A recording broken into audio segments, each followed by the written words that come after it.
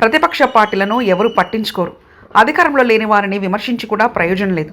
ఎందుకంటే వారు పవర్లో లేరు కాబట్టి. విమర్శలు చేసిన వారు చేసేది శూన్యమే.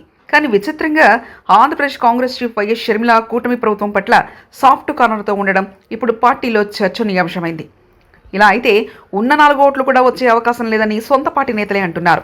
రాష్ట్ర విభజన జరిగిన తర్వాత రఘువీరారెడ్డి, సాకి శైలజానాథ్, గిడుగు రుద్రరాజు వంటి వారు కూడా అధికార పార్టీని లక్ష్యంగా చేసుకుని పోరాడిన విషయాన్ని కాంగ్రెస్ పార్టీ నేతలే గుర్తు చేస్తున్నారు. కానీ వైఎస్ షర్మిల పీసీసీ చీఫ్ అయిన నాటి నుంచి తన సోదరుడు మాజీ ముఖ్యమంత్రి జగన్ను మాత్రమే లక్ష్యంగా చేసుకుని విమర్శలు చేయడాన్ని తప్పుపడుతున్నారు. జగన్పై ఎన్ని విమర్శలు చేసినా ఇప్పుడు ప్రయోజనం లేదు. ఎందుకంటే జగన్ అధికారంలో లేరు. ఆయనను విమర్శించినా జనం పెద్దగా పట్టించుకోరు. ఆయన చేతిలో ఏం లేదు. మొన్నటి ఎన్నికల్లో దారుణంగా ఓటమి పాలై తన ఇంటికే పరిమితమయ్యారు. అలాంటి జగన్పై రోజు విమర్శలు చేయడం వల్ల ఏం ప్రయోజనం చెల్లి అంటూ నేతలు ప్రశ్నిస్తున్నారు. వచ్చే ఎన్నికలకి ఇంకా సమయం ఉంది. ఎన్నికల సమయంలో విమర్శలు చేసినా ఓ అర్థం ఉంది. కానీ ఇప్పుడు జగన్పై చేసే విమర్శలకు, ఆరోపణలకు విలువ లేదన్న విషయం షర్మిలకు తెలియదా అంటూ అనేక ప్రశ్నలు వెల్లువెత్తుతున్నాయి. కానీ అవకాశం వచ్చినప్పుడల్లా జగన్ను వైఎస్ షర్మిల విమర్శించడాన్ని ప్రజలు కూడా పార్టీ పరంగా చూడడం లేదు. అది వ్యక్తిగత ద్వేషంతోనే విమర్శలు చేస్తున్నారన్నది బలంగా ముద్రపడిపోయింది.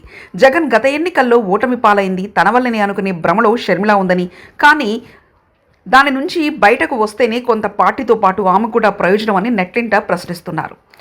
చచ్చిన పామును ఇంకా ఎంత కొట్టినా ప్రయోజనం ఏముంటుందని వారు అంటున్నారు.